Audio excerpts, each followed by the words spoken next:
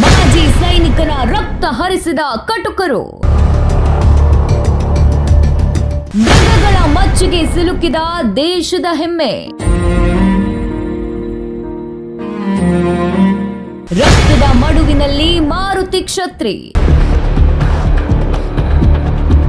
ಖಾಕಿ ಬೇಟೆ ಶುರು. ದೇಶ ಕಾಯೋ ಸೈನಿಕ ಅಂದ್ರೆ ಯಾರಿಗಾದ್ರೂ ಒಂದು ಹೆಮ್ಮೆ ಇರುತ್ತೆ.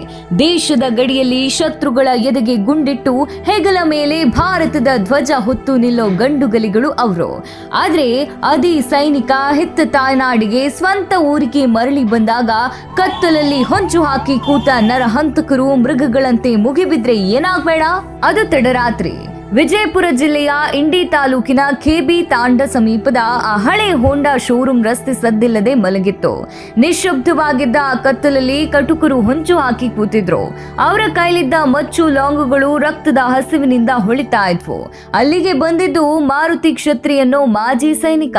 ಅಷ್ಟೇ, ಆ ಕತ್ತಲನ್ನ ಸೀಳಿಕೊಂಡು ಬಂದ ದುಷ್ಕರ್ಮಿಗಳು ಮಾರುತಿಯವರ ಮೇಲೆ ರಾಕ್ಷಸರಂತೆ ಮುಗಿಬಿದ್ರು. ಮಾರಕಾಸ್ತ್ರಗಳಿಂದ ದಾಳಿ ನಡೆಸಿದ್ರು. ಹೌದು, ಮನು ಬಂದಂತೆ ಕೊಚ್ಚಿದ್ರು. ಮಾರುತಿಯವರ ದೇಹದ ಮೇಲಿಂದ ರಕ್ತದ ಕಾರಂಜಿ ಚಿಮ್ತಾ ಇತ್ತು. ದೇಶ ಕಾಯ್ದ ಆ ಕೈಗಳು, ಆ ಎದೆ, ಆ ದೇಹ ರಕ್ತ ಸಿಕ್ತವಾಗಿತ್ತು. ಪ್ರಾಣ ಉಳಿಸಿಕೊಳ್ಳಲು ಹೋರಾಡಿದ ಆ ಮಾಜಿ ಸೈನಿಕ ರಕ್ತದ ಮಡುವಿನಲ್ಲಿ ಬಿದ್ದು ಒದ್ದಾಡ್ತಾ ಇದ್ರು. ಆ ಪಾಪಿಗಳು ಅಷ್ಟಕ್ಕೆ ನಿಲ್ಸಿಲ್ಲ.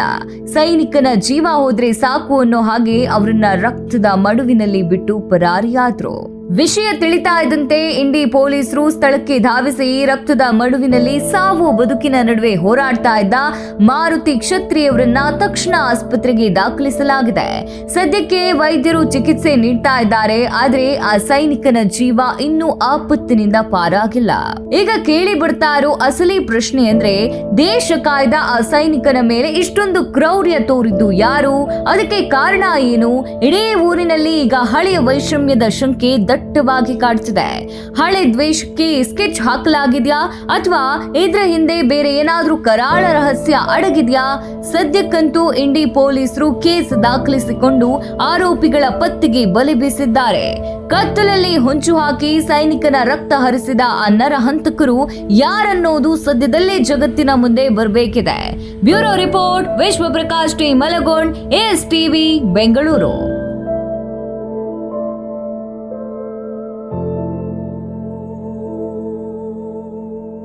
ಅಪರಾಧಕ್ಕೆ ಸವಾಲು ದಿನಪತ್ರಿಕೆ ಜೊತೆಗೆ ಡಿಜಿಟಲ್ ನಲ್ಲಿ ಹೊಸ ರೂಪ.